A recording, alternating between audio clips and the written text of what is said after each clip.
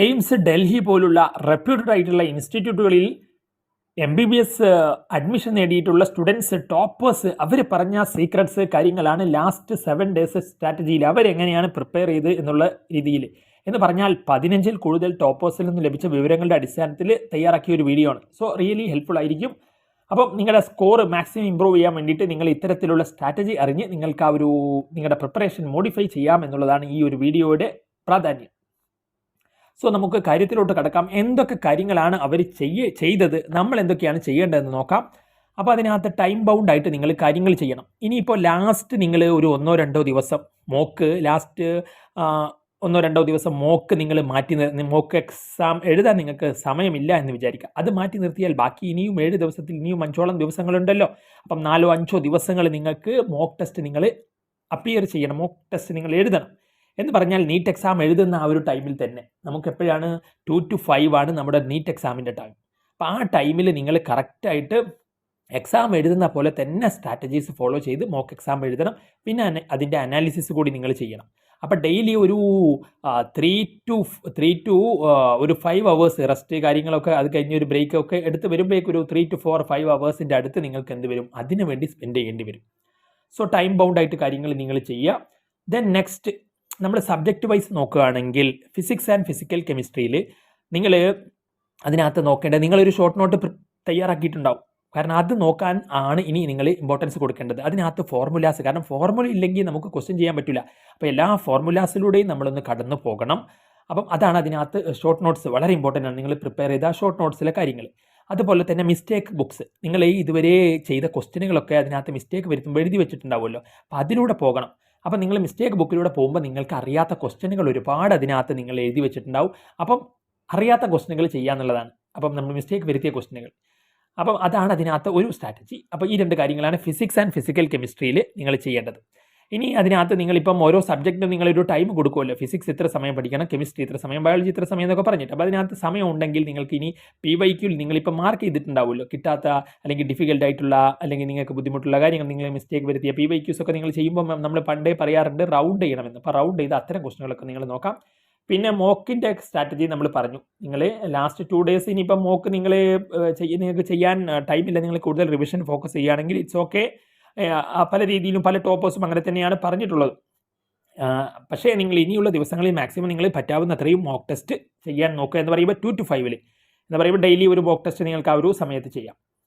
Then പിന്നീട് ആ എക്സാമിന് നിങ്ങൾ മോക്ക് ടെസ്റ്റ് അറ്റൻഡ് ചെയ്യുമ്പോൾ അതിനകത്ത് നിങ്ങൾ നോക്കേണ്ടത് ബയോളജിക്ക് വളരെ ഈസി ആയിട്ടുള്ള ക്വസ്റ്റ്യൻ മാത്രമേ ആദ്യം നിങ്ങൾ ചെയ്യാൻ പാടുള്ളൂ. ആദ്യം നിങ്ങളൊരു ക്വസ്റ്റ്യൻ വലുതാണ്, ഒരു വലിയൊരു ക്വസ്റ്റ്യനാണ്, നിങ്ങൾ കാണുമ്പോൾ തന്നെ അതൊരു ഡിഫിക്കൽട്ടി തോന്നുന്നുണ്ടെങ്കിൽ സ്കിപ്പ് ചെയ്യുക. അത് വളരെ ഇമ്പോർട്ടൻ്റ് ആണ്. കാരണം നിങ്ങൾ എക്സാം ഹാളിൽ ഇരിക്കുമ്പോൾ ആദ്യത്തെ മിനിറ്റുകൾ വളരെയധികം സ്ട്രെസ്ഡ് ആയിരിക്കും. അപ്പോൾ ആ ഒരു സമയത്ത് നിങ്ങൾ വളരെ ഈസി ആയിട്ടുള്ള ക്വസ്റ്റ്യനുകൾ മാത്രം അറ്റൻഡ് ചെയ്ത് പോയി കഴിഞ്ഞാൽ നിങ്ങൾ ഭയങ്കരമായിട്ട് റിലാക്സ്ഡ് ആവും. ആ ഒരു ഫീലിംഗ് വരും, എക്സാം എളുപ്പമാണ് അല്ലെങ്കിൽ എന്നെ കൊണ്ട് പറ്റുമെന്നുള്ള. അപ്പം പിന്നീട് നിങ്ങൾക്ക് ഡിഫിക്കൽട്ടായിട്ടുള്ള ക്വസ്റ്റ്യന് പോലും ഈസി ആയിട്ട് വളരെ പെട്ടെന്ന് ആൻസർ ചെയ്യാൻ സാധിക്കുമെന്നുള്ള ഒരു സൈക്കോളജിക്കലി ഒരു ട്രിക്കാണ് അതിനകത്തുള്ളത്. അതുകൊണ്ടാണ് പല സ്റ്റുഡൻസും ബയോളജി ആദ്യം ചെയ്യുന്നത്, പിന്നീട് കെമിസ്ട്രി, പിന്നീട് ഫിസിക്സ്. കാരണം പലർക്കും ബുദ്ധിമുട്ടതാണ്. പക്ഷേ ആ ഒരു ഓർഡർ അങ്ങനെ തന്നെ ആവണമെന്നില്ല. ചിലർക്ക് ഫിസിക്സ് ഭയങ്കര ഈസി ആയിരിക്കും, കെമിസ്ട്രിയും ബയോളജി ആയിരിക്കും ഡിഫിക്കൽട്ട്. അപ്പോൾ ഡിഫിക്കൽട്ടിനെ നമ്മൾ ലേറ്ററായി മാറ്റി വെക്കുക എന്നുള്ളതാണ് ഒരു സ്ട്രാറ്റജി. നിങ്ങൾ ഏത് ഓർഡറിലാണോ ആ ഒരു ഓർഡർ ഫോളോ ചെയ്യുക. അപ്പം എപ്പോഴും ഈസി ആയിട്ടുള്ളത് ഫസ്റ്റ് ചെയ്യുന്ന ആ ഒരു ഓർഡറാണ് എക്സാം പോയിന്റ് ഓഫ് വ്യൂവിൽ ഒരു സൈക്കോളജിക്കൽ അപ്രോച്ച് എന്ന് പറയുന്നത്. സോ ബയോളജി നിങ്ങൾ 30-35 മിനിറ്റ്സിനുള്ളിൽ തീർക്കണം എന്നുള്ളതാണ്. ദെൻ ബാക്കി 45 ഒക്കെ കെമിസ്ട്രിക്ക് നിങ്ങൾക്ക് യൂസ് ചെയ്യാം. അപ്പോൾ ബാക്കി പിന്നീട് നിങ്ങൾക്ക് ഒരു 1.5 മണിക്കൂറോളം ഫിസിക്സിനുണ്ട്.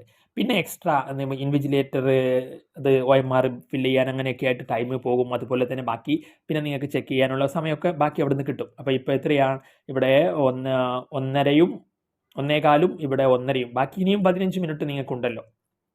അപ്പം നിങ്ങൾ ഈസി ക്വസ്റ്റ്യന് ബയോളജിയിൽ ഇപ്പോൾ ഈസി ക്വസ്റ്റ്യന് ആ ഒരു 30 മിനിറ്റിൻ്റെ ഉള്ളിൽ നിങ്ങളൊരു 15 മിനിറ്റ് കൊണ്ട് തന്നെ ഈസി ക്വസ്റ്റ്യൻ കവർ ചെയ്ത് കഴിഞ്ഞാൽ നിങ്ങൾക്ക് ഇനി ബയോളജിയിൽ നിങ്ങളൊന്ന് റിലാക്സ്ഡ് ആണെങ്കിൽ ബയോളജിയിലെ ഡിഫിക്കൽട്ട് ക്വസ്റ്റ്യനുകൾ, മോഡറേറ്റ് ലെവലിലുള്ള ക്വസ്റ്റ്യനുകളൊക്കെ നിങ്ങൾക്ക് ആ ഒരു ബാക്കിയുള്ള സമയത്ത് നോക്കാം. അതല്ലെങ്കിൽ നിങ്ങൾ കെമിസ്ട്രിയിലോട്ട് കടക്കാൻ നിങ്ങൾക്ക് അവിടെയും വളരെ ഈസി ആയിട്ടുള്ള ക്വസ്റ്റ്യനുകൾ പെട്ടെന്ന് നോക്കിയിട്ട്, കാരണം ഇവിടെ 15 ബയോളജിയിലെ വളരെ ഈസി ക്വസ്റ്റ്യൻ നോക്കിക്കഴിഞ്ഞാൽ നിങ്ങൾക്ക് ഇനിയിപ്പം ബയോളജിയിൽ ഡിഫിക്കൽട്ട് ചിലപ്പോൾ നിങ്ങളെ ഒന്ന് ടൈം കൺസ്യൂമിങ്ങോ അല്ലെങ്കിൽ നിങ്ങളുടെ ഒന്ന് സ്ട്രെസ്ഡ് ആക്കാം. അപ്പോൾ അതില്ലാണ്ടിരിക്കാൻ, ആ ഒരു സ്ട്രെസ് കെമിസ്ട്രിയെ ബാധിക്കാതിരിക്കാൻ നിങ്ങൾക്ക് ബയോളജിയിൽ ഈസി കഴിഞ്ഞാൽ നേരെ കെമിസ്ട്രിയിലോട്ട് കിടക്കാം. അവിടെ ടൈം അവിടെ എഴുതി വെച്ചാൽ മതി. ബയോളജിയിൽ ഇനി 15 എനിക്ക് സ്പെൻഡ് ചെയ്യേണ്ടതുണ്ട്, ഞാൻ ബയോളജിയിൽ 30-ൽ 15 ആണ് ഇപ്പോൾ സ്പെൻഡ് ചെയ്തതെന്ന് മനസ്സിലാക്കിയാൽ മതി. പിന്നെ കെമിസ്ട്രിയിൽ ഈസി നിങ്ങൾക്ക് അവിടെയും പെട്ടെന്ന് കവർ ചെയ്യാം. ബാക്കി കെമിസ്ട്രി അപ്പം നിങ്ങളൊരു 30 മിനിറ്റ് കൊണ്ട് കഴിഞ്ഞാൽ ബാക്കി 15 മിനിറ്റ് കെമിസ്ട്രിയിൽ നിങ്ങൾക്ക് പെൻഡിങ് ഉണ്ട്, നിങ്ങൾ അവിടെ മാർക്ക് ചെയ്ത് വെക്കാം. അപ്പോൾ കെമിസ്ട്രിയിൽ ബാക്കി ആ 15 യൂസ് ചെയ്യാം, ബയോളജിയിൽ 15 വീണ്ടും നിങ്ങൾക്ക് യൂസ് ചെയ്യാം. അപ്പോൾ നിങ്ങൾ കൂടുതൽ റിലാക്സ്ഡ് ആവുന്നു, ഫിസിക്സ് നിങ്ങൾക്ക് വളരെ ഈസി ആവുന്നു. അപ്പോൾ ആ ഒരു രീതിയിൽ സ്ട്രാറ്റജി ഫോളോ ചെയ്യാം എന്നുള്ളതാണ്. പിന്നീട് inorganic and organic chemistry NCERT വായിക്കാൻ മറന്നു പോകരുത്. അതുപോലെ തന്നെ നിങ്ങൾ NCERTയിലെ റിയാക്ഷനൊക്കെ ക്വിക്കായിട്ട് വളരെ ഫാസ്റ്റായിട്ട് പോകണം. കാരണം ഇനിയുള്ള ഒരു സമയം അങ്ങനെയാണ്. കാരണം അവസാന ലാപ്പാണ്. നമ്മളൊരു മാരത്തണൊക്കെ ഓടുന്ന സമയത്ത് അവസാന ലാപ്പിൽ ഭയങ്കര ഫാസ്റ്റായിട്ട് ഓടുന്നവരാണ് ഫ്രണ്ടിലെത്തുക. അപ്പോൾ നിങ്ങൾ ക്വിക്ക് റിവിഷനാണ് ഇപ്പം ചെയ്യേണ്ടത്. ദെൻ NCERT ഒരുപാട് ചാപ്റ്റേഴ്സ് പെട്ടെന്ന് റിവൈസ് ചെയ്യുന്ന പോകുന്നത്. NCERTയിലെ ഓർഗാനിക് ഇനോർഗാനിക് മസ്റ്റായിട്ട് നോക്കുക. ദെൻ മിസ്റ്റേക്ക് ബുക്സ്, അതുപോലെ തന്നെ മിസ്റ്റേക്ക് കെമിസ്ട്രിയിൽ നമ്മൾ പറഞ്ഞു നിങ്ങളുടെ മിസ്റ്റേക്ക് ബുക്ക് നിങ്ങൾ ക്വസ്റ്റ്യൻ ചെയ്യുമ്പോൾ എഴുതി വെച്ചിട്ടുള്ള മിസ്റ്റേക്ക് ബുക്കുകളിലൂടെ പോവുക. ദെൻ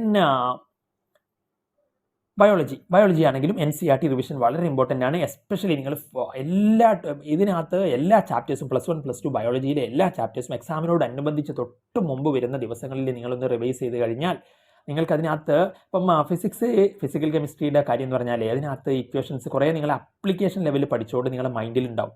പക്ഷേ ഈ ബയോളജിയിലെ അതുപോലെ ഇനോർഗാനിക് ഓർഗാനിക്കിലോട്ടൊക്കെ പെട്ടെന്ന് ചിലതൊക്കെ നമ്മൾ മറന്നു പോകാനുള്ള ഒരു സാധ്യതയുണ്ട്. അപ്പോൾ ആ രീതിയിൽ എക്സാമിൻ്റെ തൊട്ട് മുന്നേ അത് കംപ്ലീറ്റ് റിവൈസ് ചെയ്ത് പോകുമ്പോൾ നിങ്ങൾക്ക് വളരെ ഹെൽപ്ഫുൾ ആയിരിക്കും എന്നുള്ളതാണ് ഒരുപാട് ടോപ്പേഴ്സ് പറഞ്ഞ ഒരു കാര്യമാണിത്. അപ്പം നിങ്ങൾ ആ രീതിയിൽ ഫിസിക്കൽ കെമിസ്ട്രിയുടെ കുറച്ച് നേരത്തെ ബയോളജി അതുപോലെ NCERT കെമിസ്ട്രിയുടെ തിയറിയൊക്കെ എക്സാമിനോടനുബന്ധിച്ച് നോക്കുന്നത് നിങ്ങൾക്ക് വളരെയധികം ഹെൽപ്ഫുൾ ആയിരിക്കും. സോ ആ രീതിയിൽ നിങ്ങൾക്കത് കവർ ചെയ്ത് പോകാം എന്നുള്ളതാണ് ബയോളജിയുടെ കാര്യം. ദെൻ അതിനകത്ത് എന്തെങ്കിലും ഇപ്പം ഞാൻ അതിനകത്ത് വിട്ടുപോയോ? പിന്നെ മോക്ക് സീരീസ് നിങ്ങൾ എഴുതുമ്പോൾ കംപ്ലീറ്റ് ക്വസ്റ്റ്യൻസ് ഫുൾ ടെസ്റ്റാണ് നിങ്ങൾ എഴുതേണ്ടത്, ഫുൾ ചാപ്റ്റേഴ്സിന് വേണ്ടിയിട്ടുള്ള എല്ലാ സബ്ജക്റ്റിലെയും.